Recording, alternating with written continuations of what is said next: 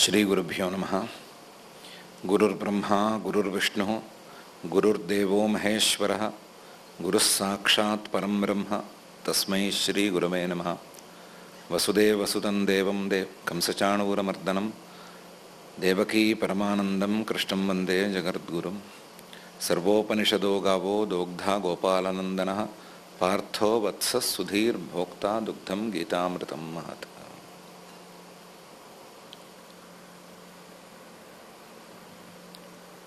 మొదటి 6 అధ్యాయాల్లో కర్మయోగాన్ని విస్తారంగా చెప్పాడు పరమాత్మ.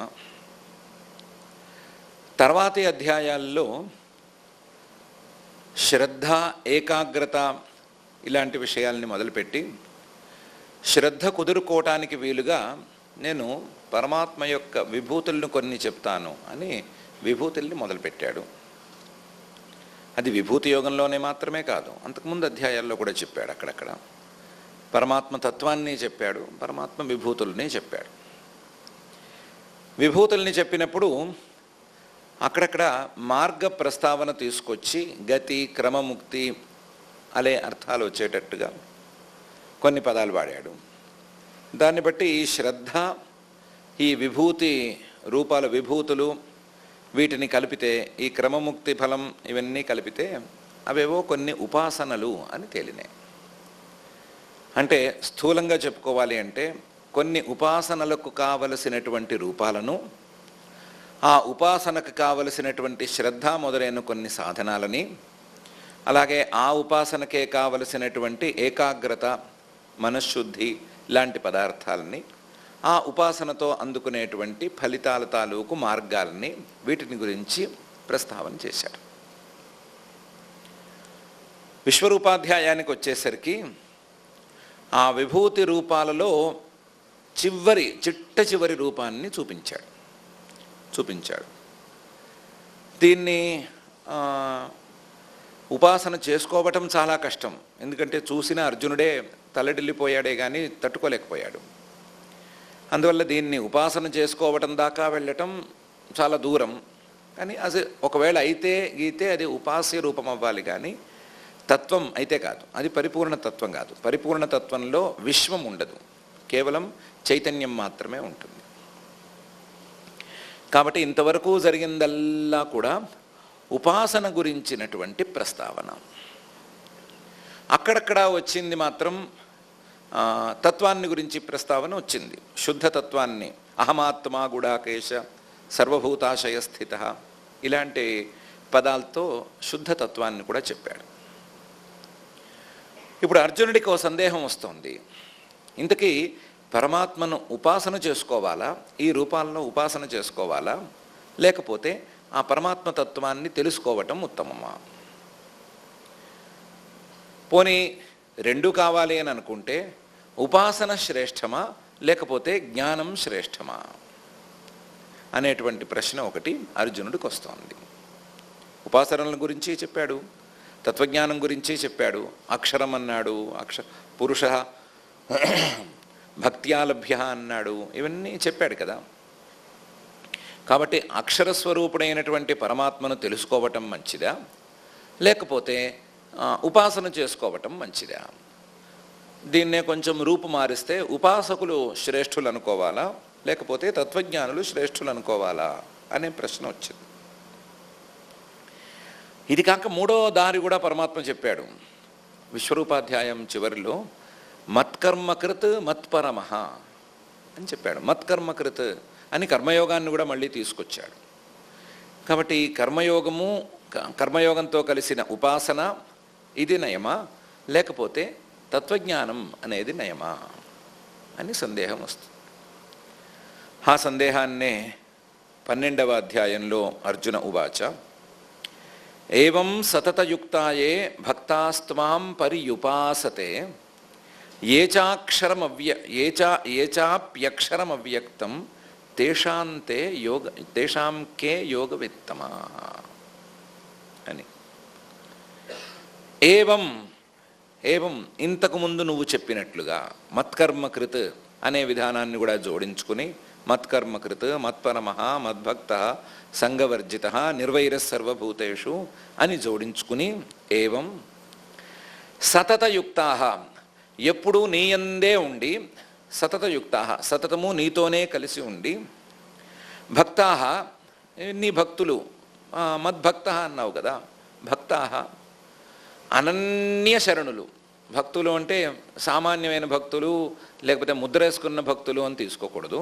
మేము భక్తులం అని కొంతమంది ముద్రేసుకుంటారు కదా, నేను భక్తుండండి, నేను ఫలానా దేవుడు భక్తుండండి అని చెప్పుకుంటూ ఉంటారు కదా, అది కాదు లెక్క.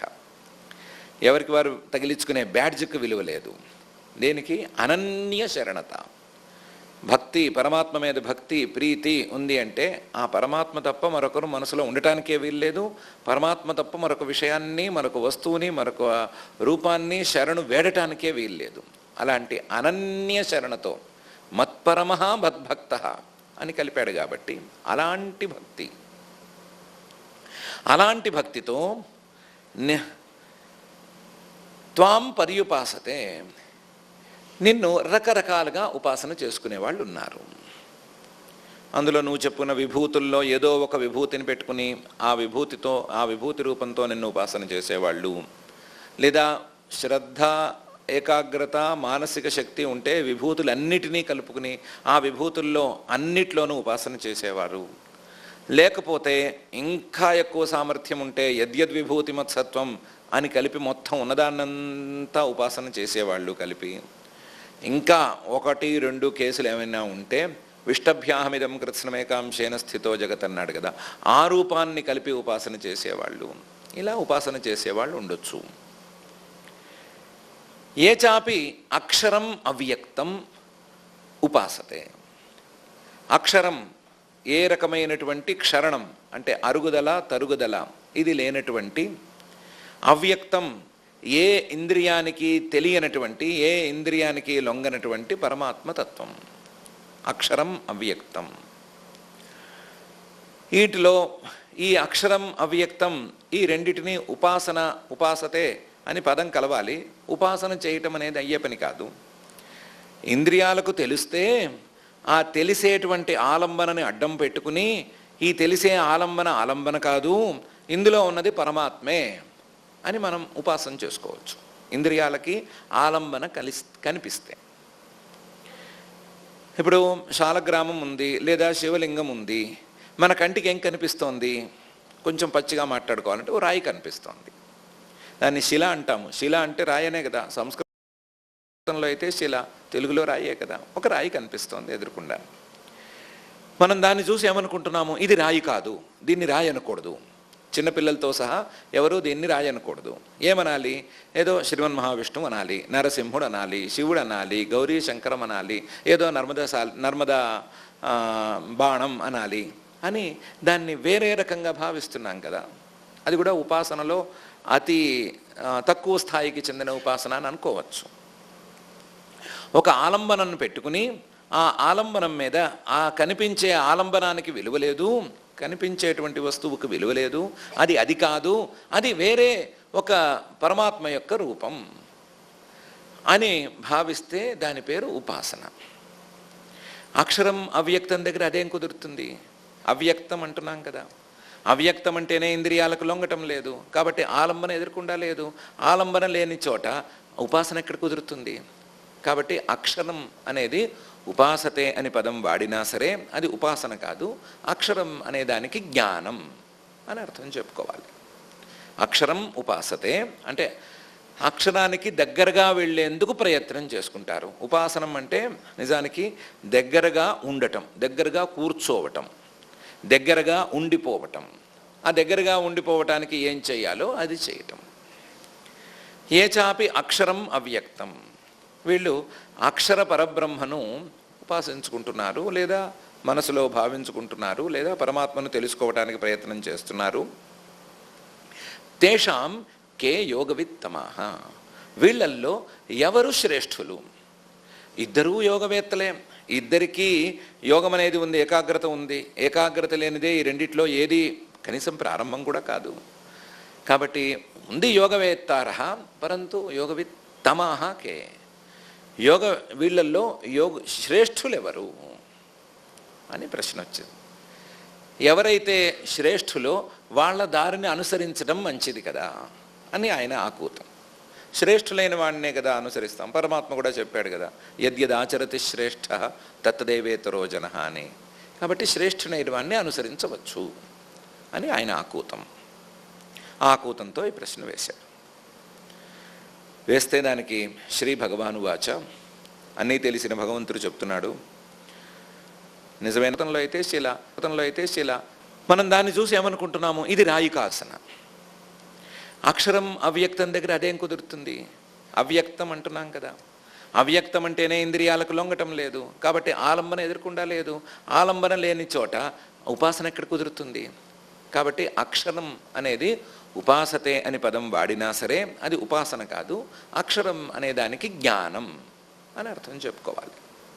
అక్షరం ఉపాసతే అంటే అక్షరానికి దగ్గరగా వెళ్ళేందుకు ప్రయత్నం చేసుకుంటారు. ఉపాసనం అంటే నిజానికి దగ్గరగా ఉండటం, దగ్గరగా కూర్చోవటం, దగ్గరగా ఉండిపోవటం. ఆ దగ్గరగా ఉండిపోవటానికి ఏం చేయాలో అది చేయటం. ఏ చాపి అక్షరం అవ్యక్తం. వీళ్ళు అక్షర పరబ్రహ్మను ఉపాసించుకుంటున్నారు, లేదా మనసులో భావించుకుంటున్నారు, లేదా పరమాత్మను తెలుసుకోవటానికి ప్రయత్నం చేస్తున్నారు. తేషాం కే యోగవిత్తమాహ. వీళ్ళల్లో ఎవరు శ్రేష్ఠులు? ఇద్దరూ యోగవేత్తలే. ఇద్దరికీ యోగం అనేది ఉంది, ఏకాగ్రత ఉంది. ఏకాగ్రత లేనిదే ఈ రెండిట్లో ఏది కనీసం ప్రారంభం కూడా కాదు. కాబట్టి ఉంది యోగవేత్తారః పరంతు యోగవిత్తమాహ కే. వీళ్ళల్లో శ్రేష్ఠులు ఎవరు అని ప్రశ్న వచ్చింది. ఎవరైతే శ్రేష్ఠులో వాళ్ళ దారిని అనుసరించడం మంచిది కదా అని ఆయన ఆకూతం.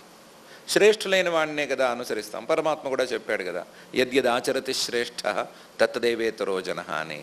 కాబట్టి శ్రేష్ఠులైన వాడిని అనుసరించవచ్చు అని ఆయన ఆకూతం. ఆకూతంతో ఈ ప్రశ్న వేశాడు. వేస్తే దానికి శ్రీ భగవానువాచ, అన్నీ తెలిసిన భగవంతుడు చెప్తున్నాడు, నిజమేనయ్యా, నువ్వు మంచి ప్రశ్నే వేశావు.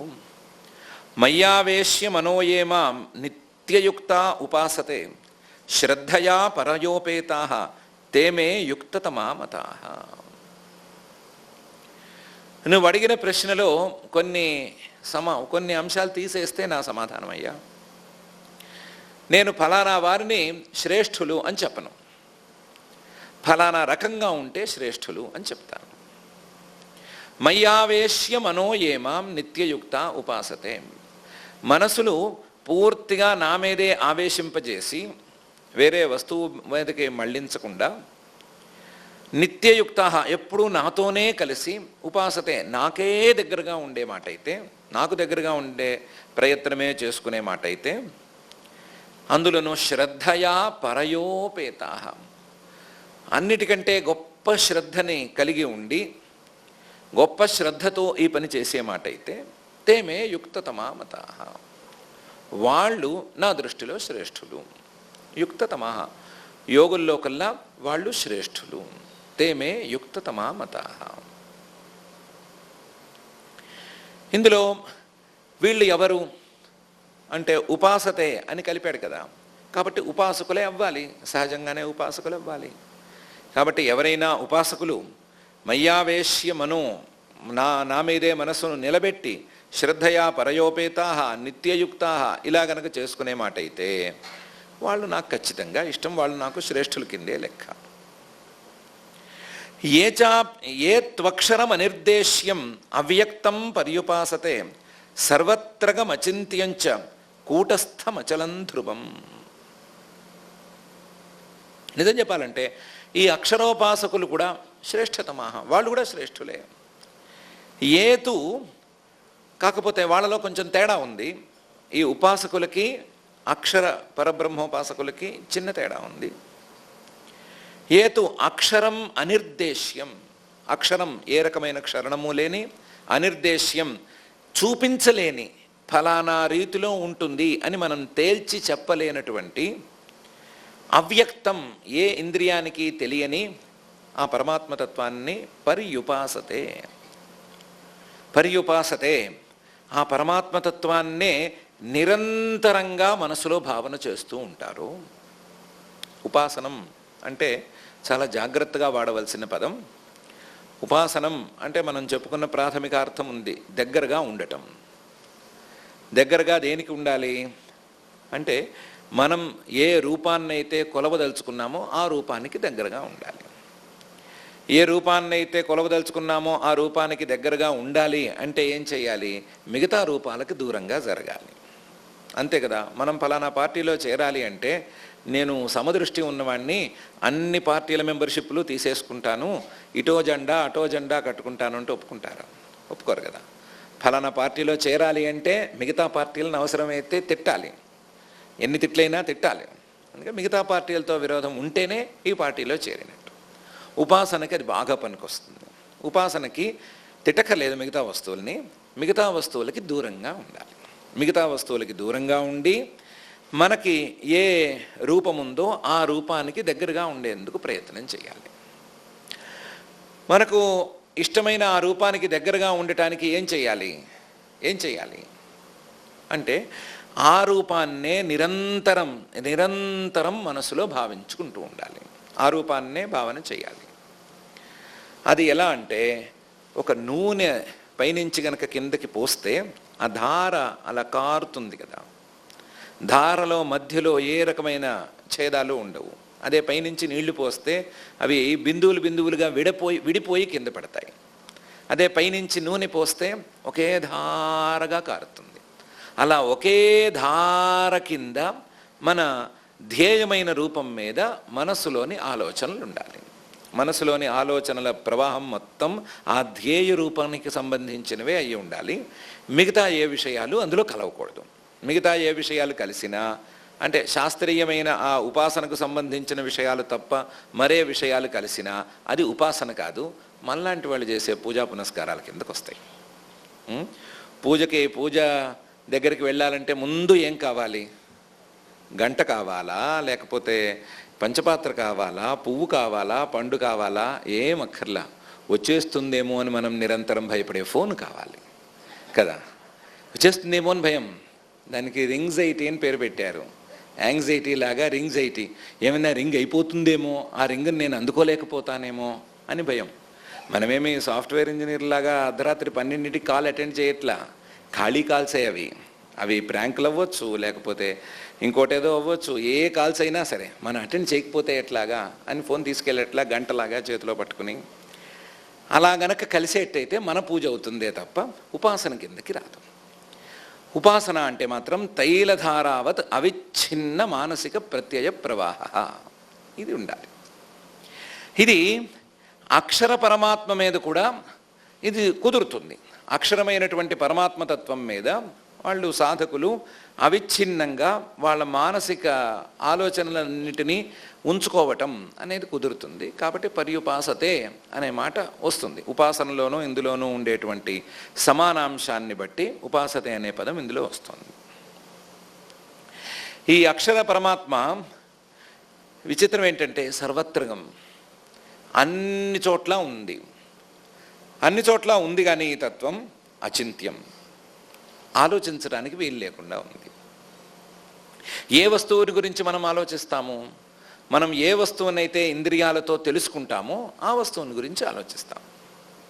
ఇది ఇంద్రియాలకు లొంగదు అని అవ్యక్తం అన్నాం కదా. అవ్యక్తమైన పదార్థాన్ని మనసుతో ఏం ఆలోచిస్తాము? కాబట్టి ఇది అచింత్యం. సర్వత్రగమపి అచింత్యం, సర్వత్రగం అచింత్యంచ. ఇది కాక కూటస్థం. కూటస్థం అదేమిటో మనకి ఈసారి అన్ని 3 అర్థాలుండే పదాలే అందుతున్నాయి. కూటస్థం 3 రకాలుగా చెప్పుకోవచ్చు. ఒకటి కూటవత్ నిర్వికారి. కూటం అంటే బంగారము, వెండి లాంటి కొంచెం మెత్తటి లోహాలను కొట్టేటువంటి దిమ్మ, ఉక్కు దిమ్మ, ఇనుప దిమ్మ కాదు, ఉక్కు దిమ్మ. దాని మీద వేసి మిగతా లోహాలను కొడుతూ ఉంటారు. మిగతా లోహాలన్నీ సాగుతాయి, ఊగుతాయి, ఏమైనా అవుతాయి, కానీ ఆ దిమ్మలో మాత్రం ఏ మార్పు రాదు, అది అలాగే ఉంటుంది. అలాగే ఈ పరమాత్మకు కూటస్థం అని పేరు. కూటవత్ నిర్వికారి అంటే ఈ పరమాత్మ మీద ఎన్నో పదార్థాలు పుట్టుకురావటం, అవి గిట్టిపోవటం అన్నీ జరిగిపోతాయి, కానీ పరమాత్మలో మార్పు రాదు. కాబట్టి ఇది కూటస్థం అనే పేరుతో ప్రసిద్ధం. ఇంకో రకంగా చూసుకుంటే కూటస్థం, కూటం అంటే ఒక సమూహం అని అర్థం. మొత్తం ఈ ప్రపంచాన్నంతా రాసిపోస్తే, ఆ రాసిపోస్తే ఎలా ఉంటుందో ఇది అలా ఉంటుంది. లేదా చైతన్యాన్ని మొత్తాన్ని రాసిపోస్తే ఎలా ఉంటుందో అలా ఉంటుంది. కూటవత్ స్థితం, కాబట్టి కూటస్థం అని పేరు దీనికి. మూడోది ఇంకా సరదా అర్థం, కూటం అంటే మేడిపండు లాంటిది అని అర్థం. కూటం అంటే పైకి బాగా కనిపించేది, లోపల మాత్రం కుళ్ళు ఉన్నది. బయటికి బాగా అందంగా కనిపిస్తుంది, లోపల మాత్రం కుళ్ళు ఉంటుంది. దీనికి కూటం అని పేరు. కూట సాక్ష్యం మనము అలాంటిది. కూట సాక్ష్యం అంటే ఏంటి? అందంగా చెప్తారు కానీ అందులో అబద్ధం ఉంటుంది, దాని పేరు కూట సాక్ష్యం కదా. ఈ కూటం అంటే మేడిపండు లాంటిది కదా. మేడిపండు లాంటిది ఏది? మాయ. బయటికి బాగా కనిపిస్తుంది, అందంగా కనిపిస్తుంది, లోపల మాత్రం చాలా దాచుకుని ఉంటుంది. లోపల మాత్రం హానికరమైన పురుగుల్ని ఎన్నిటినో దాచుకుని ఉంటుంది. కాబట్టి మాయకి కూటం అని పేరు. ఈ పరమాత్మ కూటస్థం, ఆ మాయలోనే ఉన్నాడు. ఆ మాయలోనే ఉన్నాడు కానీ ఆ మాయ తాలూకు పురుగులు ఈ పరమాత్మను ఏమీ చేయలేవు. కాబట్టి కూటస్థం అనే మూడో అర్థంలో కూడా ఈ పరమాత్మ మనకు తెలియాలి. కూటస్థం, కూటస్థం, కూటస్థం. ఈ కూటస్థంగా ఉండేటువంటి వాడు పరమాత్మ. ఇందులో ఏ అర్థాన్ని తీసుకున్నా సరే అచలం. మొదటి అర్థంలో ఉక్కుదిమ్మలాగా ఏ రకమైన చలనము, మార్పు లేనివాడు. రెండో అర్థంలో రాసిపోసిన చైతన్యంలో ఏం మార్పు ఉంటుంది, కాబట్టి అచలం, ఏ చలనము లేనివాడు. మూడో అర్థంలో మాయ ఎన్ని వేషాలు వేసినా, మాయ తన గుణప్రభావంతో ఎన్ని రకాలుగా నడుచుకున్నా సరే ఈయన మాత్రం ఏమీ చలించడు, అచలం. ధ్రువం, మాయ అనేది ఎప్పటికైనా అశాశ్వతం, కానీ ఈయన మాత్రం ధ్రువం, శాశ్వతంగా ఉంటాడు. కూటస్థం, అచలం, ధ్రువం. ఇలాంటి స్వరూపాన్ని, కష్టమైన స్వరూపం కదా, ఇలాంటి స్వరూపాన్ని వీళ్ళు చాలా కష్టపడి ఉపాసన చేసుకుంటూ ఈ స్వరూపం మీదే మానసిక ప్రత్యయ సంతానాన్ని వెచ్చించుకుంటూ చాలా కష్టపడుతూ కాలక్షేపం చేస్తారు. వీళ్ళ కష్టాలు ఇంతటితో సరిపోలేదు. సన్నియమ్యేంద్రియగ్రామం సర్వత్ర సమబుద్ధయ తే ప్రాప్నువంతి మామేవ సర్వభూత హితే రతాః. చాలా కష్టాలు పడతారు. సన్నియమ్య ఇంద్రియగ్రామం, మొత్తం ఇంద్రియాలన్నిటినీ నియమించుకుని కూర్చుంటారు. ఇంద్రియాలన్నిటినీ నియమించుకుని కూర్చుంటారు. పాపం ఉపాసకులు కూడా ఇది తప్పేది కాదు, కానీ జ్ఞానులకి అస్సలు తప్పదు, అస్సలు తప్పదు, వీలే లేదు. కాబట్టి సన్నియమ్యేంద్రియగ్రామం. ఉపాసకులు లేనిది మరొకటి వీళ్ళకు ఉండాలి, సర్వత్ర సమబుద్ధయ. ప్రతి వస్తువు మీద సమబుద్ధితో ఉండాలి. సమబుద్ధి రెండు రకాలుగాను, ఇంతవరకు రెండు రకాల సమబుద్ధి వచ్చింది కదా. ఒకటి నిర్వైర సర్వభూతేషు అన్నప్పుడు ఉన్న సమబుద్ధి, ప్రతి ప్రాణి మీద సమదృష్టి, సమతా దృష్టి అని ఒకటి. రెండోది సమం సర్వేషు భూతేషు, అన్నిట్లోనూ సమమైనటువంటి పరమాత్మను చూసే బుద్ధి. పండితా సమదర్శిన అని చెప్పినప్పుడు ఉన్న సమదర్శనం. ఈ రెండు రకాల సమదర్శనాన్ని వీళ్ళు సాధించి ఉండాలి. సర్వత్ర సమబుద్ధయ. ఇలాంటి వాళ్ళు తే ప్రాప్నువంతి మామేవ సర్వభూత హితే రతాః.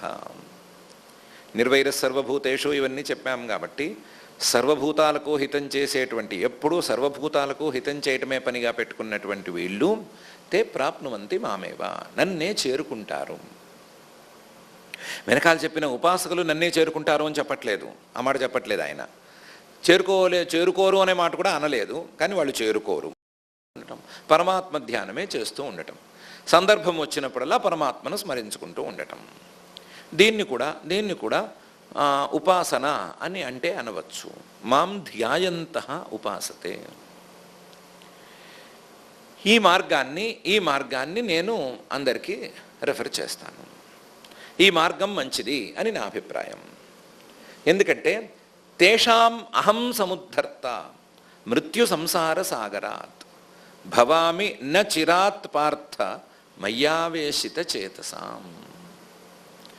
ఇలాంటి కర్మయోగంతో కలగలిసిన ఈ ధ్యానయోగాన్ని అందుకున్న వాళ్ళు ఉన్నారు కదా, వీళ్ళకి తేషాం అహం సముద్ధర్త, నేనే ఉద్ధారకుడుగా పనికొస్తాను, నేనే ఉద్ధారకుడుగా పనిచేస్తాను. తేషాం అహం సముద్ధర్త. ఎక్కడి నుంచి ఉద్ధరణం చేయటం? మృత్యు సంసార సాగరాత్. మృత్యువుతో కలిసిన సంసారం అనేటువంటి సాగరం నుండి నేను వీళ్ళని ఉద్ధరిస్తాను. మృత్యువుతో కూడిన సంసార సాగరం నుండి బయటపడటం సులభమా? కాదు కదా. దానికి ఎవరో చేయి అందించాలి కదా, కరావలంబం అనేది ఇవ్వాలి కదా. ఆ కరావలంబాన్ని నేను ఇస్తాను. తేషాం అహం సముద్ధర్త మృత్యు సంసార సాగరాత్. నిన్ను నమ్మడానికి వీల్లేదు, ఎప్పటికొస్తావో ఏంటో అనే మాట కూడా లేదు. భవామి న చిరాత్ పార్థ. ఎక్కువ ఆలస్యం కూడా చేయను, నేను చెప్పిన పనులు చేస్తే చాలు, నేను చెప్పిన కండిషన్స్ని మీరు అమలు చేసుకుంటే చాలు. భవామి న చిరాత్ పార్థ. ప్రధానంగా నేను చెప్పే కండిషన్ ఏంటి? మయ్యావేశిత చేతసాం. మనసు నా మీద ఉండాలి. మనసు ఫలితం మీద ఉండకూడదు, భోగాల మీద ఉండకూడదు, రాగద్వేషాల మీద ఉండకూడదు, ఎవరినో తిట్టడానికే ఉండకూడదు. మయ్యావేశిత చేతసాం, నా మీద ఉండాలి. ఇంతే నేను చెప్పేది. కాబట్టి తేషాం అహం సముద్ధర్త మృత్యు సంసార సాగరాత్ భవామి న చిరాత్ పార్థ మయ్యావేశిత చేతసాం అని పరమాత్మ అంటున్నాడు.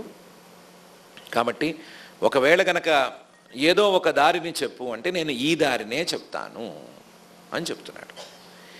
వెనకాల వాళ్ళు ఫలితం లేకుండా ఇబ్బంది పడతారా? ఫలితం లేకుండా ఏమి ఇబ్బంది పడరు. తే ప్రాప్నువంతి మామేవ. వీళ్ళు ఖచ్చితంగా నన్ను చేరుకుంటారు, ఫలితం విషయంలో సందేహం లేదు. కానీ క్లేశోధిక తరస్తేషాం, వాళ్లకు క్లేశం అధికం. వీళ్ళకి నేను సహాయకారిగా ఉంటాను. అవ్యక్తోపాసకులకి నేను సహాయకారిగా ఉంటానని చెప్పట్లేదు. కానీ ఈ రెండవ దారి వాళ్ళకి నన్నే ఎప్పుడూ భావిస్తూ ఉన్నారు కాబట్టి, నేను చెప్పినట్లు నడుచుకుంటున్నారు కాబట్టి వీళ్ళకి నేను సహాయకారిగా ఉంటాను.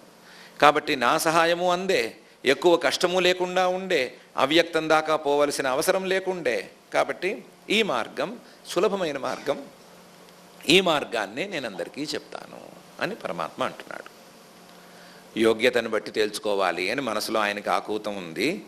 అదేదో ఎప్పుడో చెప్తాడు, లేదా ఎప్పుడో చెప్పేసి ఉన్నాడేమో కూడాను. మనం ఎప్పుడో ఏ కునుకులోనో ఉన్నప్పుడో ఎప్పుడో అది వెళ్ళిపోయిందేమో కూడాను, తెలియదు మనకి. కానీ అది వేరే విషయం. కానీ ఇప్పుడు చెప్పిన మాట ఏంటంటే వీళ్ళిద్దరూ శ్రేష్ఠులే, కానీ ఈ రెండవ దారినే నేను అందరికీ చూపిస్తాను అనే మాట. ఈ రెండవ దారిని నేను ఇంకా కూడా సులభతరం చేసి చూపిస్తాను, ఇంకా సులభం చేసి చూపిస్తాను. మయ్యేవ మన ఆధత్స్వ మయి బుద్ధిం నివేశయ నివసిష్యసి మయ్యేవ అత ఊర్ధ్వం న సంశయ. మనస్సుని నా మీదే ఉంచు. మయ్యేవ మనః ఆధత్స్వ మయి బుద్ధిం నివేశయ, నీ బుద్ధిని నాలోనే ఉంచు. నివసిష్యసి మయ్యేవ, అలా చేస్తే గనక నాలోనే నివాసం ఉంటావు. ఉపాసన ఏమిటి? నాలోనే నివాసం అనేది దొరుకుతుంది. ఉపవాసం లేదా ఉపాసన అంటే దగ్గరగా ఉండటం కదా. దగ్గరగా ఉండటం కాదు, నాలోనే నివసిష్యసి మయ్యేవ. ఇది వస్తే అత ఊర్ధ్వం న సంశయ, నాలోనే హాయిగా ఉంటావు కాబట్టి నీకేం ఇబ్బంది ఉండదు, ఈ విషయంలో సందేహం వద్దు. మనః అంటే సంకల్పాన్ని వికల్పాన్ని చేసేది, బాగుంది బాగాలేదు అని తేల్చేది. ఆ తేల్చే భాగానికి మనః అని పేరు, ఆ తేల్చే విధానానికి మనఃకార్యం అని పేరు. ఇది బాగుంది ఇది బాగాలేదు అనేటువంటి సంకల్ప వికల్పాల్ని నా మీదే చేసుకో. మయ్యేవ మన ఆధత్స్వ. పరమాత్మ స్వరూపాన్ని అందుకోవటం మంచిది, ఇతరమేది మంచిది కాదు అనే ఆలోచన చేసుకో. అది తప్ప మిగతావేవి మంచివి కావు అనే ఆలోచన చేసుకో. బుద్ధి అంటే నిర్ణయాత్మకంగా ఉండేది, నిర్ణయాత్మకంగా ఉండేది బుద్ధి. ఇది ఇంతే అని తేల్చుకునేది. అది మంచో చెడో నాకు అనవసరం, నాకు నచ్చింది అంతే అంటాం కదా, దాని వెనకాల మన బలమైన బుద్ధి పనిచేస్తోంది. ఆ బుద్ధిని నాయందే ఉంచు. నేను పరమాత్మనే చేరాలి, పరమాత్మనే భావన చేయాలి, పరమాత్మను తప్ప వేరే విషయాలను ముట్టుకోకూడదు అనేటువంటి నిర్ణయాన్ని కలిగి ఉండు. మయ్యేవ మన ఆధత్స్వ మయి బుద్ధిం నివేశయ. అది కనుక చేస్తే నివసిష్యసి మయ్యేవ అత ఊర్ధ్వం న సంశయ అని పరమాత్మ అంటున్నాడు. ఇది చాలా సులభమైన మార్గం. ఇందులో ఏం లేదుగా, ఇంద్రియాలని నియంత్రించుకో, అవి చేసుకో, ఇవి చేసుకో లేదుగా. ఉన్నదల్లా ఒక్కటే, మయ్యేవ మన ఆధస్వ మయి బుద్ధిం నివేశయ. అది ఎలా కుదురుతుందండి? ఇంద్రియాలను నిగ్రహించుకోకుండా ఈ భావన ఎక్కడి నుంచి వస్తుందంటే అది నువ్వు చూసుకో, నాకు సంబంధం లేదు. అది నువ్వు నీ ఇంద్రియాలు చూసుకోండి. నీ ఇంద్రియ నిగ్రహం లేకపోయినా నాకు అభ్యంతరం లేదయా. మయ్యేవ మన ఆధత్స్వ మయి బుద్ధిని నివేశయ, ఇది చాలు. ఒకవేళ ఇందులో నీకు కంప్లైంట్ ఉండే మాట అయితే, అసలు మనసు ఒకచోట కుదరటం అనేది ఇంతవరకు నా హిస్టరీలోనే లేదు అనే మాట అయితే, అథ చిత్తం సమాధాతుం నశక్నోషి మయి స్థిరం అభ్యాసయోగేన తతః మామిచ్ఛాప్తుం ధనంజయ.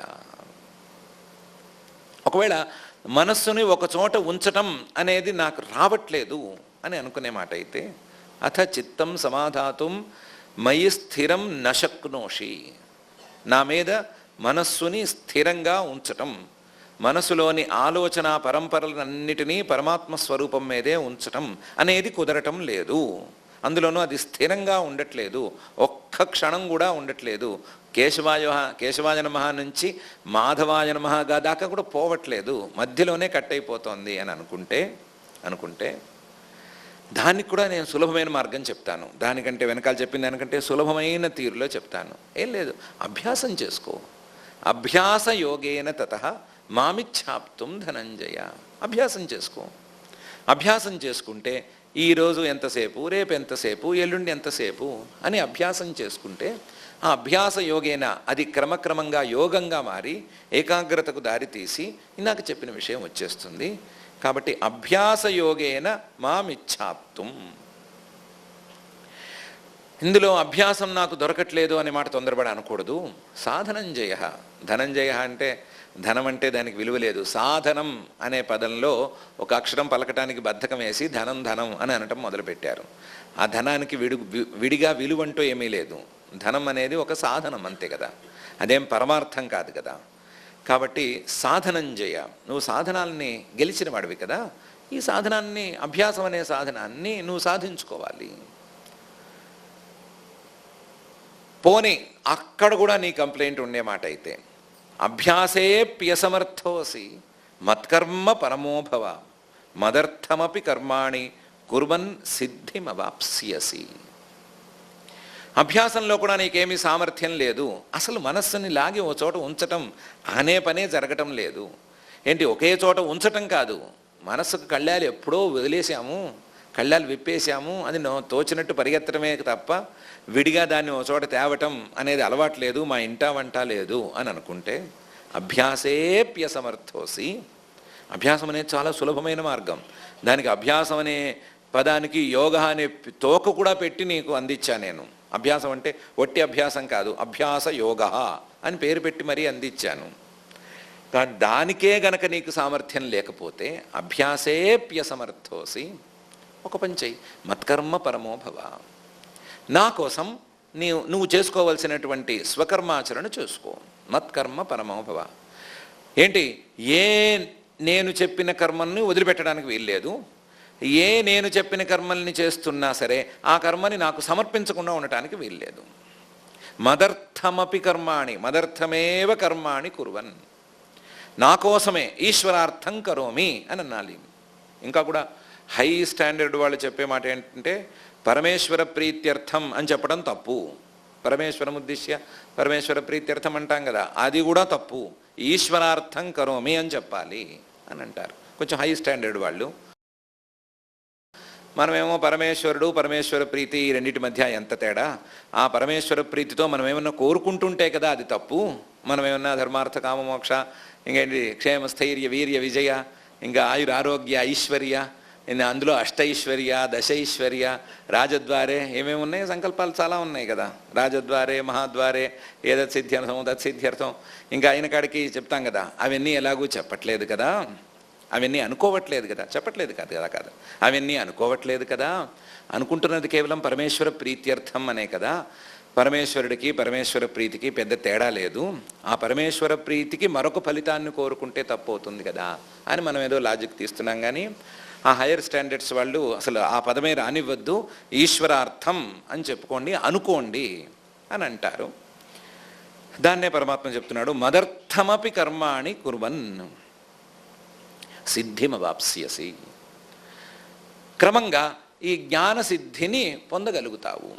క్రమంగా, ఒకేసారి కాదు. ముందు మనశుద్ధి, ఆ శుద్ధి ద్వారా మిగతావన్నీ, ఇంకా చెప్పాలంటే ఇప్పుడు చెప్పుకుంటున్న రీతిలో అయితే కాస్త మనశ్శుద్ధి కలిగి, మనశ్శుద్ధిలో అభ్యాసం కుదిరి, అభ్యాసంతో ఆ ఉపాసన కుదిరి, ఆ ఉపాసనతో పైకెళ్ళి ఇలా నీకు సిద్ధి అనేది అందుతుంది. అభ్యాసేప్యసమర్థోసి మత్కర్మ పరమోభవ మదర్థమపి కర్మాణి కుర్వన్ సిద్ధిమవాప్స్యసి. అమాయకుడు ఊరెళ్తుంటే అయ్యో పట్టణానికి వెళుతున్నాడు, పట్టణంలో అందరూ మోసం చేస్తారు, వీడిని అందరూ మోసం చేస్తారు, రూపాయికి 2 రూపాయలు చెప్తారు, వీడేమో ఉన్న రూపాయలన్నీ పెట్టుకుని ఏదో కొనటానికి వెళుతున్నాడు అని ఊళ్ళో పెద్ద ఒక ఆయన ఓ మాట చెప్పాడు. ఏమని? ఒరే, ఏదో డబ్బులు పెట్టుకుని కొనటానికి వెళుతున్నావు కదా, తొందరపడి కొనబోకు, వాడు చెప్పిన దానికి సగం రేటుకు అడుగుతూ ఉండు అని చెప్పాడు. విన్నాడు, శ్రద్ధాళువు కదా, మేధావి కదా, విని వెళ్ళాడు. అక్కడికి వెళ్ళాడు, ఏం కొనాలి అని ఆలోచించాడు. కనిపించినాయి, ఏం కొనాలో తెలియదు. గొడుగు బాగా అందంగా అనిపించింది, గొడుగు కొందామని గొడుగుల షాప్కి వెళ్ళాడు. ఇది ఎంత అని అడిగాడు. అడిగితే 120 రూపాయలు అన్నాడు పాపం అమ్మేవాడు. అంటే సగం ధరకి ఇవ్వు అన్నాడు. వాడు సరే కొంతసేపు బేరం ఆడి తర్వాత సరే నీకోసం ఇచ్చేస్తున్నాం పో అంటాడు కదా, వాడి తీరేదో ఉంటుంది కదా, పోని 60 రూపాయలకి ఇస్తున్నాను అన్నాడు. వీడు వెంటనే దీని ఖరీదెంత ఇప్పుడు? 60 రూపాయలు కదా, సగం ధరకి ఇవ్వు అని అడిగాడు మళ్ళీ. సరే వాడికి కొంచెం తిక్కరేగింది, ఇంతసేపు బేరవాడి నేను 60 రూపాయలకు ఒప్పిస్తే సగం ధర అంటాడేంటి అని, పోనిపో తీసుకుపో, ఏదో ఒకటి వచ్చిన వాడి ఉత్తి చేతులతో వెళితే నాకు అవమానం అని 30 రూపాయలకి ఇస్తానన్నాడు. మళ్ళీ సగం ధరకి ఇవ్వు అన్నాడు. వాడికి పిచ్చెత్తిపోయింది, పిచ్చి కోపం వచ్చింది. ఎవరికి? షాప్ వాడికి కోపం వచ్చి, ఛీ నీకు అమ్మటం అనేది నేను చేయను, ఫ్రీగా తీసుకుపో అన్నాడు. ఈ మహానుభావుడు ఏమన్నాడో తెలుసా? అయితే 2 ఇవ్వు అన్నాడు. అంతే కదా, సగం ధర అనేది కిందకి వెళితే 1 కాస్త 2 అవుతుంది కదా, నువ్వు 1 నాకు ఇస్తున్నావంటేనే ఏదో తేడా ఉంది అని కదా, అది మనుషుల స్వభావం. కాబట్టి 3 మెట్లు కనుక దించితే, ముందేమో మయ్యేవ మన ఆధత్స్వ అని చెప్పి అక్కడ అథచిత్తం సమాధాతం మయి శక్నోషిన స్థిరం అని చెప్పి అక్కడి నుంచి దించి అభ్యాసేప్యసమర్థోసి అని దించితే, బే మత్కర్మ పరమహ అనేది కూడా నాకు చేత కాదు అని అంటారు. అనకుండా ఎందుకుంటారు? తెలివితేటలకి తక్కువేముంది. అందుకని అలాంటి వాళ్ళని కూడా టార్గెట్ చేసుకుని ఆయన అంటున్నాడు, అథైతదప్యశక్తోసి కర్తుం మద్యోగమాస్థిత సర్వకర్మ ఫలత్యాగం తతః కురు యథాత్మవాన్ అని. పోనీ ఒక పని చేయి, ఈ కర్తృత్వ త్యాగము, ఆ త్యాగము, కర్మత్యాగము ఇవేం చేయకు, ఎందుకంటే సామర్థ్యం లేదంటున్నావు కదా. అథ ఏతదప్యశక్తోసి, ఇక్కడ కూడా నీకు సామర్థ్యం లేదనుకుంటే, కర్తుం మద్యోగమాస్థిత, నేను చెప్పినటువంటి మత్కర్మ పరమః అనేది కనుక నీకు కుదరకపోతే, మద్యోగమాస్థిత అంటే నా గురించే ఆలోచిస్తూ నా గురించే కర్మలు చేయటం, నేను చెప్పానని చేయటం, ప్రీతిగా చేయటం, మత్కర్మకృత్ మత్పరమః మద్భక్త అనేదే ఇది. అలా చేయటం గనక నీకు సాధ్యపడకపోతే, అది కూడా వద్దయా, అసలు నన్ను సీన్లోంచి తీసేసి సర్వకర్మ ఫలత్యాగం కురు, కేవలం కర్మఫలత్యాగం చేయటం అనేది అలవాటు చేసుకో. ఆ కర్మఫలత్యాగం ఏదో నాకు ఇచ్చేయద్దు, నాకు ఇచ్చేస్తే నేనేదో బాపుకుంటున్నాను కదా భయం నీకు. కాబట్టి కర్మఫలత్యాగం కురు. ఈ కర్మఫలత్యాగంలో మాత్రం మళ్ళీ ఇంకేం కండిషన్స్ పెట్టద్దు. యథాత్మవాన్, మనస్సును ఏకాగ్రంగా ఉంచుకుని చెయ్యి. ఇందులో ఏది నువ్వు ఉంచుకోవద్దు. కర్తృత్వం పోనీ ఉంచుకో, పర్వాలేదు, ప్రాథమికంగా కాబట్టి కర్తృత్వాన్ని ఉంచుకుంటే ఉంచుకో, కానీ కర్మఫలత్యాగం కురు యథాత్మవాన్. యథాత్మవాన్ కొంచెం పెంచి కూడా చూసుకోవచ్చు. నీ ఒళ్ళు జాగ్రత్త, ఆత్మశబ్దానికి దేహం అర్థం కదా. నీ మనస్సు జాగ్రత్త, మనస్సు జాగ్రత్తగా ఉండాలంటే ఉండవలసిన ఇంద్రియాలు జాగ్రత్త. వీటిని జాగ్రత్తగా చూసుకుని, అంటే నిషిద్ధమైన వ్యవహారాల జోలికి పోకుండా విహితమైన కర్మల్నే చేసుకుంటూ, ఆ విహితమైన కర్మల్లో కూడా ఫలాన్ని కోరుకోకుండా ఉండు చాలు. సర్వకర్మ ఫలత్యాగం తతః కురు యతాత్మవాన్ అని పరమాత్మ 4వ ఆప్షన్ కూడా ఇచ్చాడు. రెండో దారిలో సులభం సులభం సులభం సులభం అంటూ చేసుకుని మొత్తం 4 అంశాలు చూపించి ఇందులో ఏది ఏ స్థాయిలో ఉన్నా సరే, ఏ స్థాయిలో అందినా సరే చేసుకోవాల్సిందే అని చెప్పాడు. ఆయన చాలా చమత్కారి, సామాన్యమైన తెలివితేటల వాడు కాడు.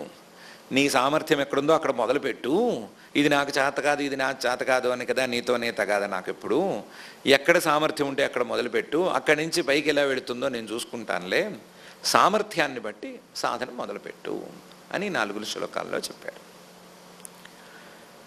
దాన్నే ఇంకొక కోణంలో వివరిస్తున్నాడు. శ్రేయోహి జ్ఞానం అభ్యాసాత్ జ్ఞానాత్ ధ్యానం విశిష్యతే ధ్యానాత్ కర్మఫలత్యాగ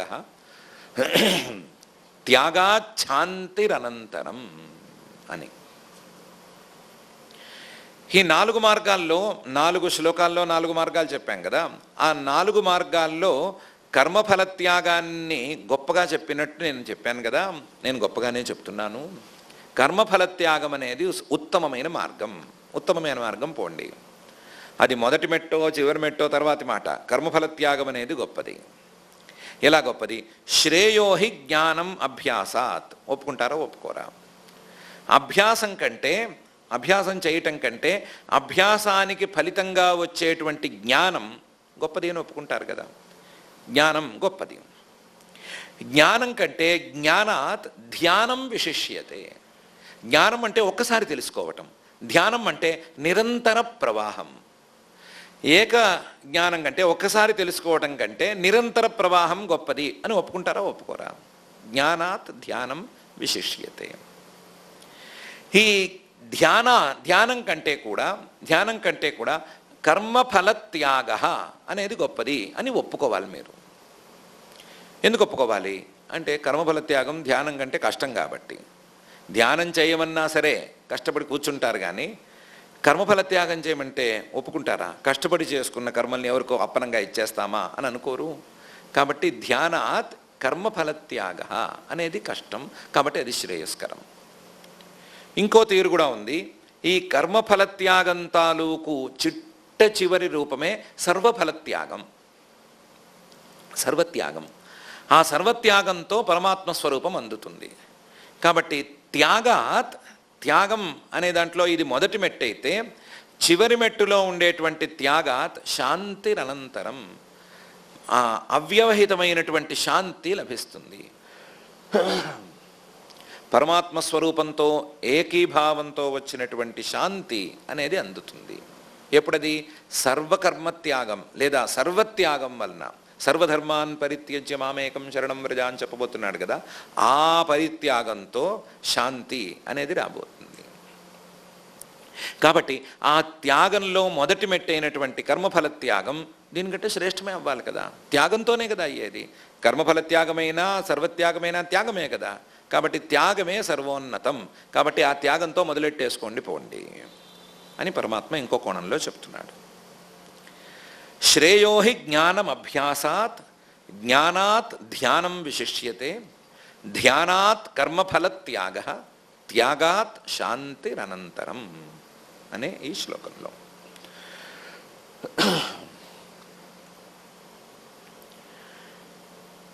ఇంతవరకు అర్జునుడు అడిగినటువంటి ప్రశ్నకి సమాధానం లభించినట్లే. ఎవరు శ్రేష్ఠులు అంటే కర్మ మార్గంలో ఉన్న వాళ్ళే శ్రేష్ఠులు అని చెప్పినట్లే. కర్మఫలత్యాగంతో కర్మాచరణ చేసేవారే శ్రేష్ఠులు. ఎందుకంటే వాళ్ళు మొదట్లో ఉండేవాళ్ళు, మొదటి మెట్టు వాళ్ళు, కాబట్టి వాళ్ళే శ్రేష్ఠులు అని చెప్పినట్టే. మామూలుగా ఈ విద్యా వ్యవస్థ వీటి మీద మాట్లాడేటప్పుడు ఎవరి మీద దృష్టి ఎక్కువ పెట్టాలని చెప్తారు, ఏ రకమైన ఎడ్యుకేషన్ మీద దృష్టి ఎక్కువ పెట్టాలని చెప్తారు అంటే బేసిక్ ఎడ్యుకేషన్ మీద దృష్టి ఎక్కువ పెట్టాలి అంటారు. ఒకవేళ కనుక స్కూల్ ఎడ్యుకేషన్ మీద కనుక దృష్టి పెట్టకపోతే తర్వాత వచ్చే వాళ్ళు ఎవరు యోగ్యులు రారు. యోగ్యత ఏమీ ఉండదు. తర్వాత కాలేజ్ లెవెల్లో కానీ యూనివర్సిటీ లెవెల్లో కానీ వాళ్ళని ఎంత జాగ్రత్తగా చూసుకున్నా, ఎంత క్వాలిటీ ఎడ్యుకేషన్ ఇచ్చినా సరే వారు అందుకోలేరు అంటారు కదా. దృష్టి పెట్టవలసిందల్లా స్కూల్ ఎడ్యుకేషన్ మీద అంటారు కదా. మరీ ఇన్ఫాంట్ ఎడ్యుకేషన్ మీద అనరు కానీ స్కూల్ ఎడ్యుకేషన్ మీద దృష్టి పెట్టాలి అంటారు కదా. దానికి ఏవో చిన్న చిన్న ముక్కలు ఉన్నాయి, హయ్యరు, సెకండరీ, పేర్లు తర్వాతి మాట. స్కూలింగ్ మీద దృష్టి పెట్టాలంటారా కదా. ఎందుకు? స్కూల్ ఎడ్యుకేషన్ మీద దృష్టి పెట్టకపోతే తర్వాత యోగ్యత అనేది రాదు, ఎవరికీ రాదు. అలాగే ప్రాథమికంగా గనక ఈ సాధన మీద దృష్టి లేకపోతే తర్వాతి స్థాయి యోగ్యత అనేది రానే రాదు. కాబట్టి దేని మీద దృష్టి పెట్టాలి? ప్రాథమికమైన స్థాయి మీదే దృష్టి పెట్టాలి. దేని మీద దృష్టి పెట్టాలో దాన్ని మనం గొప్ప అనుకోవాలి కానీ ఏదో అందబోతున్న దాన్ని పట్టుకుని చూసి దాన్ని గొప్ప అని ఎలా అనుకుంటాము? అది గొప్ప అయితే అవ్వచ్చు కాక మనకేది గొప్ప?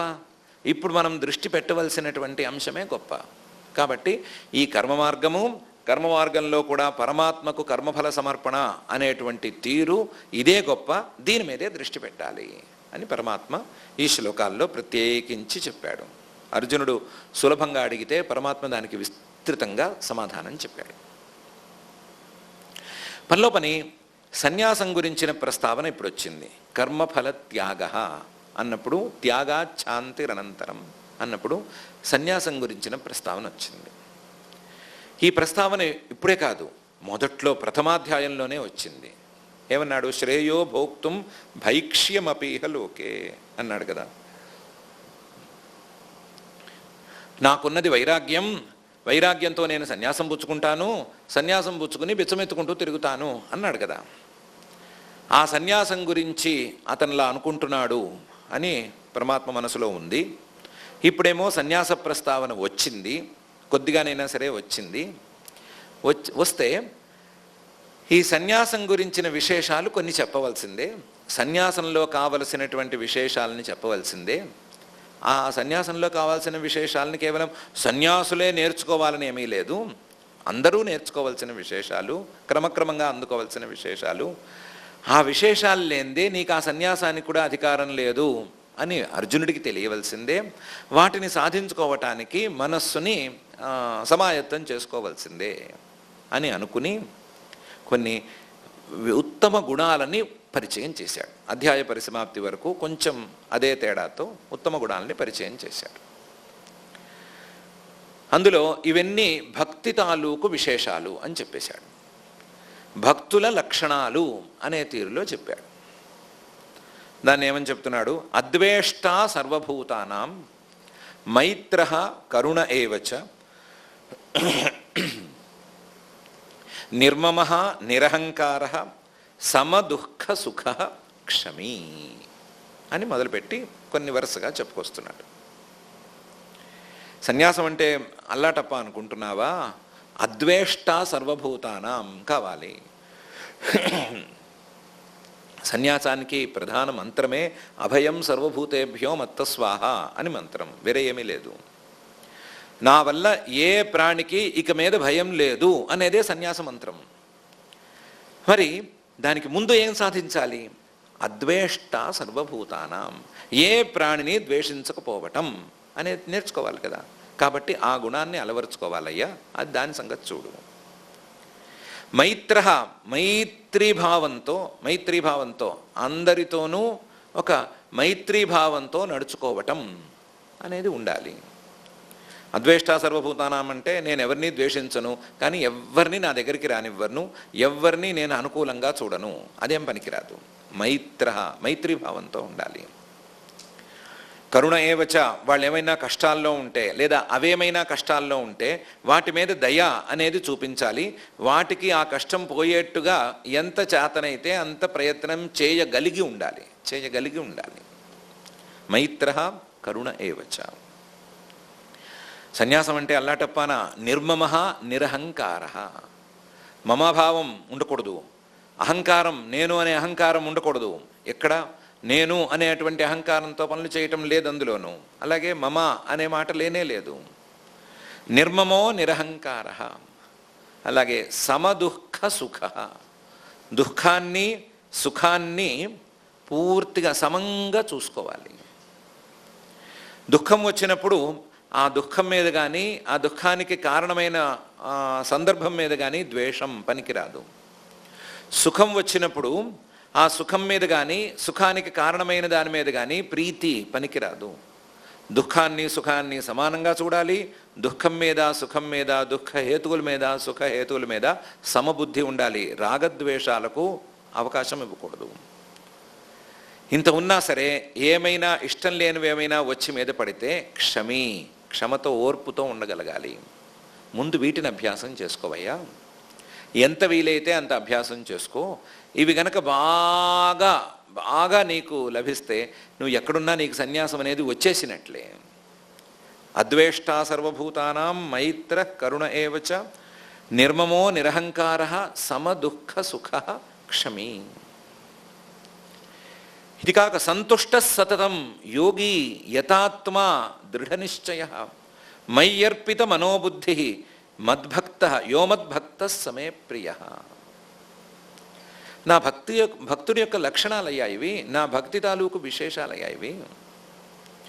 సంతుష్ట సతతం, ఏమొచ్చినా సరే ఏం దొరికినా సరే కనీసం ఈ శరీరాన్ని కాపాడుకోవటానికి ఏమందినా సరే దాంతో సంతోషపడిపోవాలి. ఆ సంతోషపడిపోవటం ఒక సందర్భానికి రెండు సందర్భాలకి పరిమితం అవ్వటం కాదు, సతతం ఎప్పుడు ఉన్నదాంతో సంతోషంగా ఉండాలి. సంతుష్ట సతతం, ఉన్నదాంతో సంతోషంగా హాయిగా ఉన్నాము కాదు, సతతం యోగి ఎప్పుడు ఏకాగ్రత కోసం ప్రయత్నం చేస్తూనే ఉండాలి. ఏకాగ్రత అందినా సరే ప్రయత్నం చేస్తూనే ఉండాలి.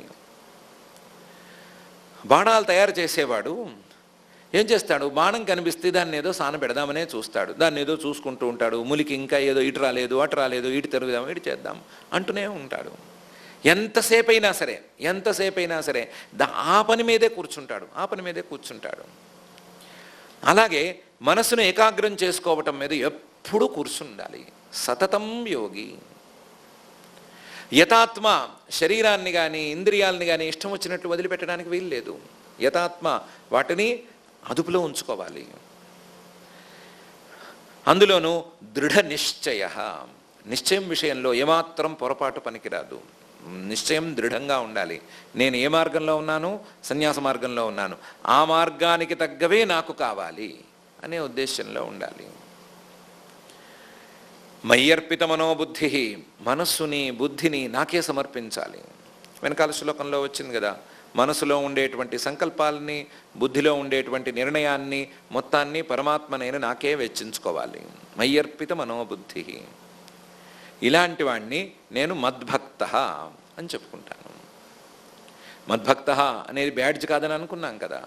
మద్భక్త అంటే నా మీద ప్రీతి, నా మీద ప్రేమ, నా మీద ప్రేమతో నేను చెప్పేది చేసేటువంటి లక్షణం, నా మీద ప్రేమతో నా మీద తప్ప మనస్సు వేరే దాని మీదకి పోనివ్వకుండా ఉండేటువంటి లక్షణం, నా మీద ప్రేమతో వేరే వస్తువుల్ని తిట్టకుండా కానీ ద్వేషించకుండా కానీ ఉండేటువంటి లక్షణం. అలాంటి లక్షణాలనే నేను భక్తి లక్షణాల కింద భావిస్తానయ్యా. యో మద్భక్త, ఇలాంటి వాడే నా భక్తుడు, ఇలాంటి వాడే మే ప్రియ, నాకు ప్రియమైన వాడు. ఇంతేకాదయ్యా, యస్మాన్ నోద్విజతే లోకః లోకాన్ నోద్విజతే చ యః హర్షామర్ష భయోద్వేగైః ముక్తో యస్ సచ మే ప్రియః. నా భక్తుడు లేదా నాకు ప్రియుడు అనే వాడి నుండి ఎవరికి ఏ రకమైన ఉద్వేగము కలగకూడదు, ఏ రకమైనటువంటి మానసిక ఆందోళన కలగకూడదు. అతను వచ్చాడంటే ఉంటే ఆహ్లాదకరంగా ఉండాలి, లేదా అతను ఉన్నట్టో లేనట్టో కూడా తెలియకుండా ఉండాలి. రెండో విధానమైన ఓకే, అందులో ఏమీ ఇబ్బంది ఏం లేదు.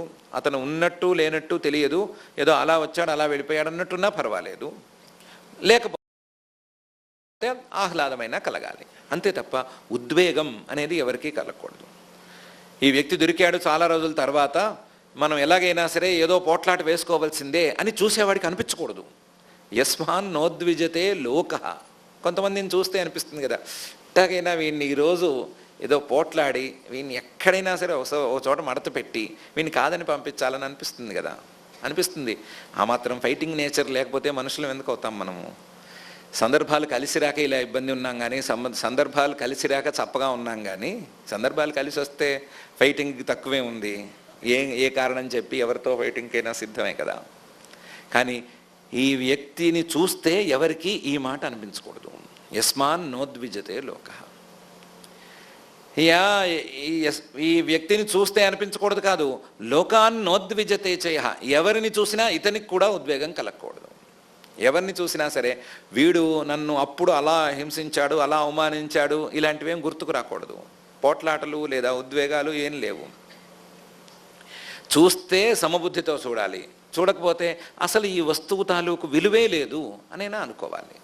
రెండిట్లో ఏదైనా సమబుద్ధితో అంతా పరమాత్మే అనే దృష్టితో చూడటం ఒక పద్ధతి. లేదా ఈ వస్తువుకి విలువేముంది, ఈ దేహానికి విలువేముంది, దేహాన్ని తీసేస్తే లోపల ఉన్నది పరమాత్మ తప్ప మరేముంది అనే ఉద్దేశంతో ఉండాలి. లోకాన్ నోద్విజతే చ యః హర్షామర్ష భయక్రోధై ముక్త. హర్ష సంతోషం, అమర్ష అంటే ఓర్వలేనితనం, భయం, అలాగే ద్వేషం. హర్షామర్ష భయోద్వేగై, ఉద్వేగం, ద్వేషం లాంటి, కోపం లాంటి భావం, ఇవన్నీ కూడా అస్సలంటే అస్సలు ఉండకూడదు. వీటన్నిటికీ అవతల వైపు ఉండాలి.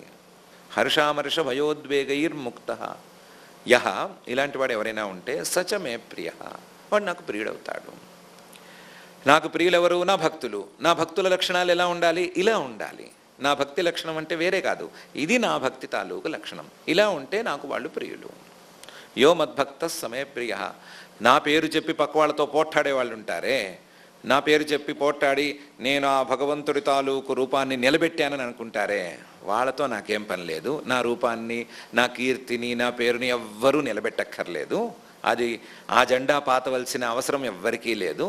చేయవలసిందల్లా ఎవరితోనో పోట్లాడకుండా, ఎవరితోనో పోట్లాటని చూసుకోకుండా ప్రశాంతంగా ఉండటం అనేదే కావాలి. అదే నా భక్తి లక్షణం అంటున్నాడు. అనపేక్ష శుచి దక్ష ఉదాసీన గతవ్యథ సర్వారంభ పరిత్యాగి యోమద్భక్త సమే ప్రియ. అనపేక్ష, ఏ కోరిక లేకుండా ఉండాలి. శుచి, లోపల బయట శుచిత్వాన్ని సాధించి ఉండాలి. అతని శరీరం చాలా శుచిగా ఉండాలి, అలాగే మనస్సు చాలా శుచిగా ఉండాలి. మనసులో ఏ కాలుష్యము కల్మషము ఉండకూడదు. శుచి, ఏ కాలుష్యము కల్మషము లేనివాడు పనేం చేస్తాడు? వాడు పనికేం వస్తాడు? నిజాయితీపరుడు పనికేం వస్తాడు? అవినీతిపరుడే కదా, కనీసం దానికోసమైనా పనిచేస్తాడు అనేది కదా మన సంప్రదాయం, ఘన సంప్రదాయం. ఆ సంప్రదాయాన్ని పాటించకూడదు. దక్ష, ఏమీ లేకపోయినా, ఏ అపేక్ష లేకపోయినా సరే సామర్థ్యాన్ని మాత్రం కోల్పోకూడదు. ఏ సందర్భంలోనైనా సరే సమర్థతతో పనిచేయటాన్ని వదులుకోకూడదు. సమర్థవంతంగానే పనిచేయాలి. ఏ పని చేసినా సరే పూర్తి సామర్థ్యంతో పనిచేయాలి, కానీ ఆ పనికి ఫలితాన్ని కోరుకోకూడదు. ఇది నా భక్తుడి యొక్క లక్షణం. అనపేక్ష శుచి దక్ష. అలాగని ఏ పని మొదలుపెట్టినా అందులో దూరిపోయి ఇంకా కౌపీన సంరక్షణార్థం పటాటోపహ అన్నట్టు అందులో మునిగిపోయేవాడు నా భక్తుడి కిందకి రాడు. ఉదాసీన, దాంతో పని చేశామా బయటకు వచ్చామా, అది కర్తవ్యమైతే చేశామా బయటకు వచ్చేసామా అన్నట్లుండాలి. ఉదాసీనంగా ఉండాలి. గతవ్యథ, ఏ విషయంలోనూ భయం అనేది పెట్టుకోకూడదు. భయాలు కొన్నిసార్లు ఇబ్బందులకు గురి చేస్తాయి కదా, ఇబ్బందులకు గురి చేసే భయాలేవి ఉంచుకోకూడదు. ఏమైనా భయం ఉంటే ధర్మభయం లాంటి ఒకటి అరా భయం ఓకే, కానీ మిగతా భయాలు అక్కర్లేనివి. ఉదాసీనో గతవ్యథ. సర్వారంభ పరిత్యాగి, ఏ పనిని ఒక కోరికతో మొదలు పెట్టకూడదు. కోరికతో మొదలుపెట్టే పనులు ఏమైనా ఉంటే వాటన్నిటినీ మొత్తం తుడిచేసేయాలి. సర్వారంభ పరిత్యాగి. ఇలాంటివాడు యో మద్భక్త సమే ప్రియ. ఇలాంటివాడు నా భక్తుడు. యహ మద్భక్త సచ మే ప్రియ. అలాంటివాడే నాకు ప్రియుడు. అంతేగాని కోరికలతో ఉండేవాడు, చప్పగా ఉండేవాడు, శుచిత్వం లేనివాడు, లేకపోతే ఉదాసీనంగా కాక ప్రతి దాంట్లోనూ తలదూర్చేవాడు, ప్రతిదానికి భయపడేవాడు, ఏవేవో పనులు ప్రారంభించి అవన్నీ నెత్తినేసుకునేవాడు, వీడిని నా భక్తుడి కింద నేను పరిగణించను అని పరమాత్మ చెప్తున్నాడు. దాన్ని ఇంకొంచెం జాగ్రత్త చేసి యో నహర్ష్యతి నద్వేష్టి న శోచతి న కాంక్షతి శుభాశుభ పరిత్యాగి భక్తిమాన్ యస్ స మే ప్రియ అని పై శ్లోకంలో అంటున్నాడు. ఏదైనా సుఖం అందితే న హృష్యతి, సంతోషించడు నా భక్తుడు. అలాగే ఏదైనా కష్టం వస్తే న ద్వేష్టి, ఎప్పుడు ఏడుస్తూ కూర్చోడు. న శోచతి, ఏదైనా ఇది పోయింది అది పోయింది, నాకు ఇది దక్కాల్సింది అది దక్కలేదు, ఇలాంటి బాధలు ఏం పెట్టు. కొత్తగా దేన్ని న కాంక్షతి, కోరుకోడు. యో న హృష్యతి న ద్వేష్టి న శోచతి న కాంక్షతి. అసలు ఆ భక్తుడి యొక్క దృష్టిలో శుభం అశుభం అని రెండు లేవు. శుభ అశుభ పరిత్యాగి, ఉన్నదల్లా పరమాత్మ, పరమాత్మ కంటే వేరు, ఈ రెండే అంతే తప్ప ఇది శుభం అని ఇది అశుభం అని రెండు లేవు. శుభ అశుభ పరిత్యాగి. ఇలాంటి శుభాశుభ పరిత్యాగి అనేవాడు నా మీద భక్తితో ఉంటున్నాడు కాబట్టి భక్తిమాన్ యస్ స మే ప్రియ, ఇలాంటి వాడు నాకు ప్రియుడు. నా ప్రియుడు బాహ్యమైన విషయాల మీద కోరికలను రాగద్వేషాలను వీటిలను పెంచుకోడు. బాహ్యమైన విషయాల్లో ఇది శుభం ఇది అశుభం అని పేరు పెట్టుకుని వాటి వెంట పడిపోడు. కేవలం నా మీదే దృష్టి ఉంచుకుంటాడు. ఏ పని చేసినా నా మీదే చేస్తాడు. అలాంటి వాడే నాకు ప్రియుడు. అలాంటి వాడే సన్యాసి అవ్వటానికి యోగ్యుడు. సమశత్రౌ చ మిత్రే చ తథా మానాపమానయో శీతోష్ణ సుఖదుఃఖేషు సమస్సంగ వివర్జిత. ఇవి నా భక్తుల తాలూకు లక్షణాలు. సమశత్రౌ చ మిత్రే చ, శత్రువుకి మిత్రుడికి సమానంగా ఉంటాడు. ఏదో సమానమైన దూరం పాటిస్తున్నామంటారు కదా, అలాంటిదే ఇది కూడాను. సమదూరాన్ని పాటిస్తున్నామంటారు కదా, అలాంటి సమదూరాన్ని పాటించేవాడు. దేనికి? శత్రుత్వానికి మిత్రత్వానికి. ఎవరికి ప్రత్యేకించి మిత్రుడుగా ఉండటానికి ఇష్టపడడు, ఎవరికి శత్రువు కాడు. సమశత్రువు చ మిత్రేచ, లేదా తన శత్రువుకి తన మిత్రుడికి ఇద్దరికీ సమంగా ఉంటాడు. శత్రువు పట్ల వేరే రకమైన పక్షపాతాన్ని కానీ మిత్రుడి పట్ల విపరీతమైన ప్రేమని కానీ కనబరచడు. సమశత్రువు చ మిత్రేచ తథా మానాపమానయో, శత్రువేమైనా అపమానం చేసినా మిత్రుడేమైనా గౌరవం చేసినా రెండిటినీ సమంగానే చూస్తాడు. రెండిట్లో ఏదో ఒకదాన్ని ఎక్కువ పెట్టుకోడు. తథా మానోపమానయో. శీతోష్ణ సుఖదుఃఖేషు సమః, శీతోష్ణాలు సుఖదుఖాలు ఇలాంటి ద్వంద్వాలు ఎన్ని వచ్చినా సరే వాటన్నిటినీ సమంగానే తీసుకుంటాడు. దేన్ని హెచ్చుతగ్గులతో తీసుకోడు. సంగ వివర్జిత, ఏ వస్తువుతోనూ సంబంధం పెట్టుకోడు. ఏ వస్తువుతోనూ ఆసక్తి పెంచుకుని సంగాత్ సంజాయతే కామః అనే తీరులో చివరికి వినాశం వరకు పోడు. అసలు సంగం అనే మొగ్గలోనే తుంచేస్తాడు. సంగ వివర్జిత. తుల్య నిందా స్తుతిర్మౌని సంతుష్టో ఏన కేనచిత్ అనికేత స్థిరమతి భక్తిమాన్ మే ప్రియో నరః. తుల్య నిందా స్తుతి, ఎవరైనా తిట్టినా పెద్దగా పట్టించుకోడు, స్తుతి చేసినా కూడా పెద్దగా పట్టించుకోడు. తిడితే పట్టించుకోకపోవటం అనేది ఒక సాధన అనుకోవచ్చు. తిడితే పట్టించుకోకపోవటం అనేది కొంతమంది కష్టపడి సాధిస్తారు. వాళ్ళని జనం తిడుతూనే ఉంటారు. తిట్టగా తిట్టగా అలవాటైపోయి పట్టించుకోవట్లేని వదిలేసుకుంటారు. అలాంటి పద్ధతి అయినా పర్వాలేదు, కానీ స్తుతి దగ్గర వాళ్ళు కూడా లొంగకుండా ఉండరు. దేనికైనా లొంగకపోవచ్చేమో కానీ మనిషి స్తుతికి మాత్రం లొంగవలసిందే అనేది మానుష న్యాయం అది. కాబట్టి ఇటు నింద అటు స్తుతి ఈ రెండిటినీ సమంగా చూడటం అనేది నా భక్తి తాలూకు లక్షణం. అన్నిటికంటే మనుషులకు బాగా కష్టమైన నియమం ఒకటి ఉంది. ఏంటి? మౌని, మౌనంగా ఉండటం. మౌనంగా ఉండటం మరీ కష్టం కదా, మనుషులకు కష్టం కదా. ఎప్పుడూ ఎవడో ఒకటి చెవి వాచిపోయేట్టు కొరకటం అనేది అలవాటు కదా. దానికి విరుద్ధంగా మౌనంగా ఉండటం. ఈ మౌనం అనేది నోటి మౌనం కూడా కాదు, మానసికంగా మౌనం. మానసికంగా ఏ ఆలోచనలు చేయకపోవటం. మౌనం అంటే నోరు మూసి కూర్చోవడం అనుకుంటాం కదా. నోట్లోంచి శబ్దాలు ఎక్కడి నుంచి వచ్చినాయి? నోట్లోంచి రాలా, మనసులోంచి వచ్చినాయి. కాబట్టి మనసుని మూయిస్తే నోరు దానంతరదే మూతపడుతుంది. తెలిసిన విషయం ఏం లేదు, 10 మంది 10 రకాలుగా మాట్లాడుతున్నారు. ఏం చేస్తాము? చాలా వినయంగా నోరు మూసుకుని వింటాంగా. వాళ్ళందరూ ఏవో మాట్లాడుతున్నారు, ఏదో దేశాల రాజకీయాల గురించి వాటి గురించి మాట్లాడుతున్నారు. మనకు అందులో ముక్క తెలిసి చావదు. ఏం చేస్తాం? చాలా వినయంగా విన్నట్టు వింటాం, కొత్త విషయాలు తెలుసుకుంటున్నాం అన్నట్టు వింటాం. అప్పుడు నోరు తెరవంగా మనకు తెలిసిన విషయం ఏదైనా వస్తే దాన్ని పట్టుకుని చిలవలు పలవలు చేసి దాంట్లో ఉన్నది లేనిది మసాలాలు అన్నీ కూరి అప్పుడు మాట్లాడతాం. కాబట్టి మనస్సే గనక ఖాళీ అయితే, మనస్సే గనక నోరు మూసుకుంటే ఈ బయట నోరు మూసుకోవటం అనేది పెద్ద ఇష్యూ కాదు. కాబట్టి మౌనాన్ని 2 రకాల మౌనాన్ని సాధించాలని చెప్తున్నాడు. సంతుష్టో ఏన కేనచిత్, తన శరీర పోషణార్థం ఏం దొరికినా సరే ఆ దొరికిన దాంతో సంతోషపడిపోవటం.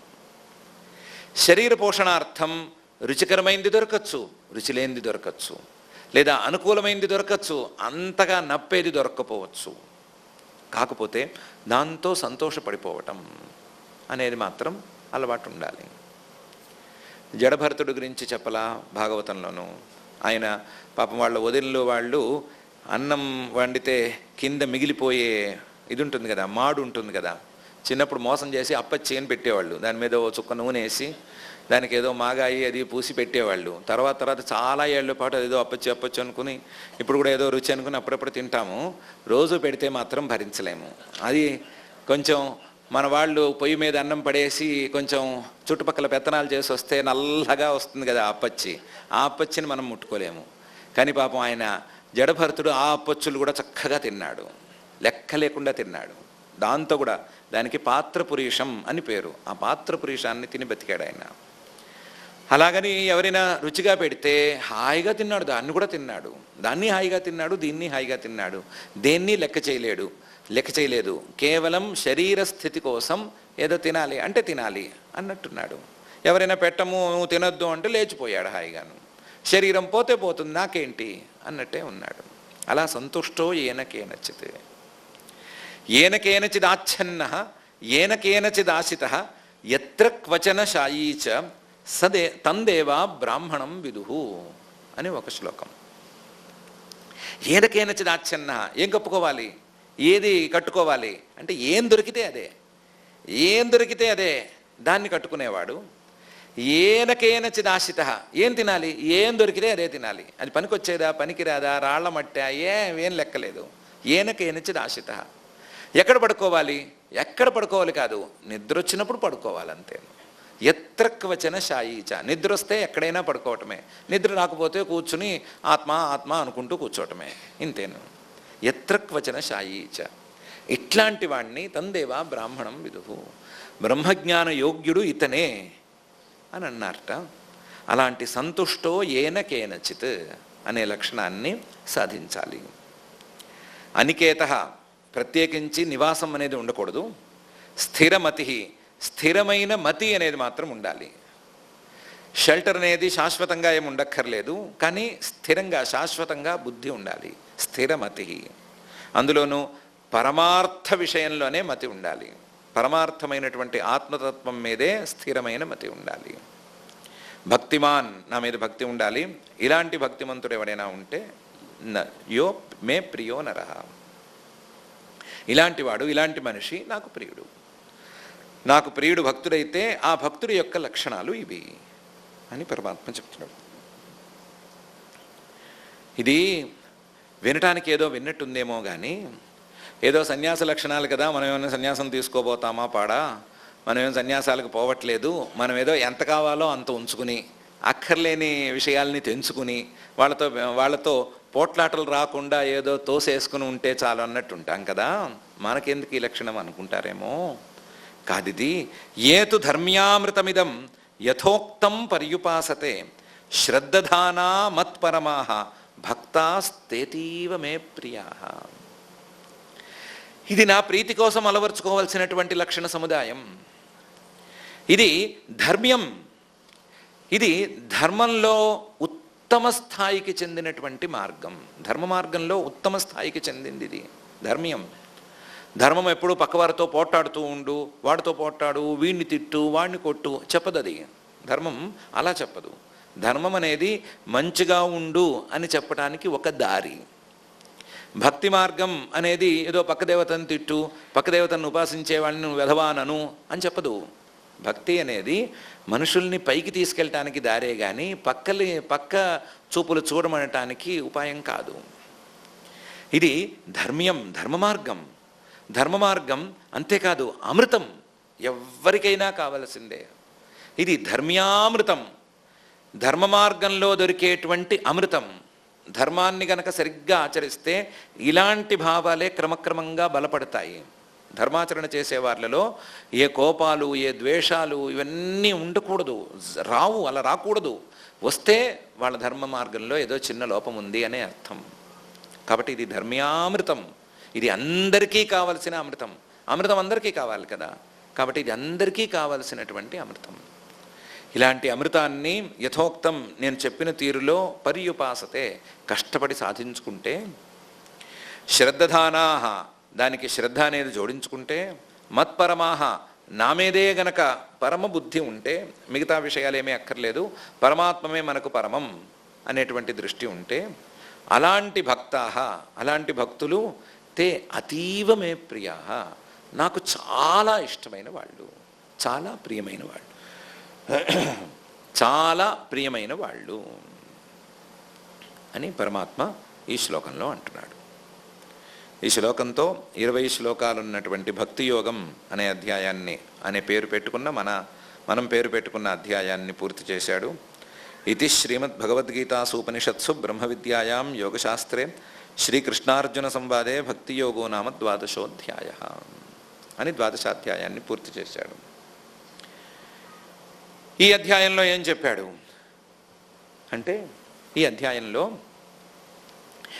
ఎవరైనా సరే వాళ్ళు మొదలు పెట్టగలిగిన చోట పని మొదలు పెట్టాలి అని చెప్పాడు.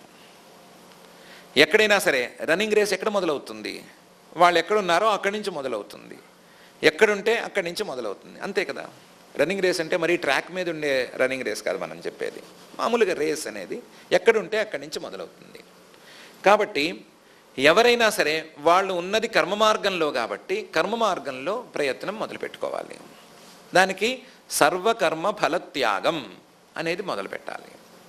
మొదలుపెట్టి క్రమక్రమంగా అభ్యాసంతో మత్పరమగా మారిపోయేందుకు ప్రయత్నం చేయాలి.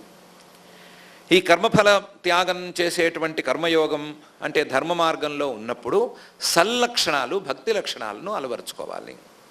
భక్తి అంటే మనం అర్థం చేసుకున్న తీరులో కాదు, భక్తి అంటే పరమాత్మ చెబుతున్న తీరులో అలవాటు చేసుకోవాలి. అద్వేష్ట సర్వభూతానాం మైత్ర కరుణ ఏవచ లాంటి సల్లక్షణాలతో భక్తిని పెంచుకోవాలి. పరమాత్మ మీద భక్తిని కుదుర్చుకోవాలి, పరమాత్మ మీదే భక్తిని నిలబెట్టుకోవాలి.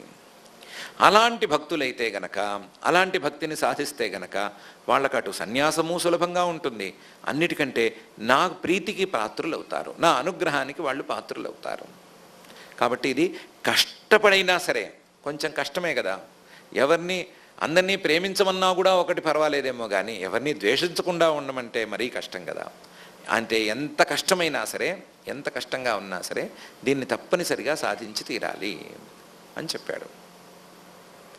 మనం పరమాత్మ చెప్పినటువంటి ఈ లక్షణాల్లో ఆల్రెడీ మన దగ్గర ఏమున్నాయని కొన్ని లెక్కలు వేసేసుకున్నాము, మనసులో లెక్కలు వేసేసుకున్నాం కదా.